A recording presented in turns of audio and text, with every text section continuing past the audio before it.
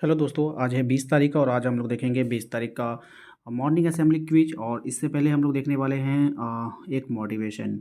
आपके विचार आपके भाग्य निर्माता हैं। ये आपका छोटा सा मोटिवेशन है, लेकिन इसको आप लोगों को समझना होगा कि जैसा आपका विचार होता है वैसा ही आपका जो है भाग्य का निर्माण भी होता है। ठीक है, अगर आपका विचार अच्छा है, अगर आप शिक्षा हासिल करना चाहते हो तो आप सोच लो कि फिर आपका भाग्य किस ओर जाएगा। अगर आपके विचार में गंदगी है, अगर आप सोचते हो कि नहीं हमें चोरी करना है, तो फिर सोचो कि आपको आपका भाग्य आपको कहाँ तक ले जाएगा। तो इसीलिए कहा जाता है कि जो आपके विचार होंगे, जो आपके निर्मल विचार होंगे, तो आपके जीवन और आपका आचरण भी बिल्कुल निर्मल हो जाएगा। तो ये तो हो गया।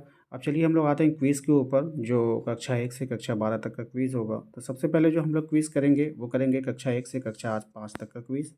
और सबसे पहला सवाल है कि मुझे उलट कर देखो, लगता हूँ मैं नौजवान, कोई अलग न रहता मुझसे, बच्चा बूढ़ा और जवान। तो ये कौन है? वायु। ठीक है, यानी कि हवा। इसके बाद आपको छोटा सा सवाल दिया गया है बच्चों के लिए कि 4 4 + 6, तो ये कितना हो जाएगा? 14 हो जाएगा। पटना का प्राचीन नाम क्या है? तो पाटलिपुत्रा। पटना का प्राचीन नाम क्या है? पाटलिपुत्रा है, याद रखना है आप सभी को। अगला सवाल है हमारा, किस विटामिन की कमी से रक्त का बहना बंद नहीं होता है? तो जो विटामिन के होता है, ये ध्यान दीजिएगा, जो विटामिन के होता है, अगर इसकी कमी हो जाएगा तो जो अगर आपका कभी भी हाथ पैर कट जाएगा तो फिर आपका वो ब्लड रुकेगा नहीं, वो बहते चला जाएगा, बहते चला जाएगा। ठीक है, और इससे इंसान की मृत्यु हो जाती है। झारखंड राज्य का जो आकार किसके समान है? तो चतुर्भुजाकार है। यानी कि देखिए, हर एक ज़मीन है ना, झारखंड क्या है? एक तरह का ज़मीन का टुकड़ा है। तो इसका जो आकार आप देखोगे तो इस तरह से जो है 4 भुजाओं में बटा हुआ है। तो 1 2 3 4, तो चतुर्भुजाकार होता है। ठीक है। चलिए अगला सवाल पे आते हैं, जो कक्षा 6 से कक्षा 8 के लिए है। तो स्वतंत्र भारत के प्रथम भारतीय गवर्नर जनरल कौन थे? तो सी राजगोपालचारी। याद रखिएगा, ये स्वतंत्र भारत का बोला है। ठीक है।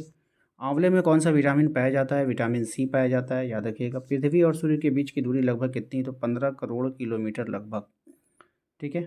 खेल दिवस कब मनाते हैं? तो ये 29 अगस्त को मनाते हैं। और सामान्य मनुष्य के शरीर का जो तापमान होता है वो 37 डिग्री सेल्सियस होता है, या फिर 98 पॉइंट, जो ये लिखा है 4। ठीक है, ये फ़ारेनहाइट का मान है। ठीक है, ये डिग्री सेल्सियस नहीं है। चलिए इसके बाद जो आते हैं हम लोग कक्षा 9 से कक्षा 12 के लिए जो क्विज़ है उसको करेंगे। किस राज्य की तटरेखा सबसे लंबी है? तो ये गुजरात की जो तटरेखा है वो सबसे लंबी है। Father of the Indian constitution किसे कहते हैं? तो डॉक्टर भीमराव अंबेडकर को father of the Indian constitution कहा जाता है। जलता कोयला पर्यावरण में कौन सा गैस छोड़ता है? तो कार्बन डाइऑक्साइड और कार्बन और सल्फर छोड़ता है। भारत और चीन को कौन सी अंतर्राष्ट्रीय सीमा रेखा अलग करती है? तो मैकमोहन रेखा। यानी कि इसका मतलब आप लोग समझ लो, जैसे कि मान के चलो कि यहाँ पे ये भारत है, ठीक है, और ये चीन है, तो इसके बीच में एक लकीर खींचा जाता है, एक बाउंड्री खींचा जाता है कि ये भारत है और ये चीन है। तो इस जो लाइन है, ये जो रेखा खींची जाती है, इसको हम लोग मैकमोहन रेखा कहते हैं। क्या कहते हैं? मैकमोहन। अच्छा, केवटी जलप्रपात किस नदी पर है? तो ये महानदी पर है। याद रखना ये कहाँ पे है? तो ये महानदी पर है। ठीक है।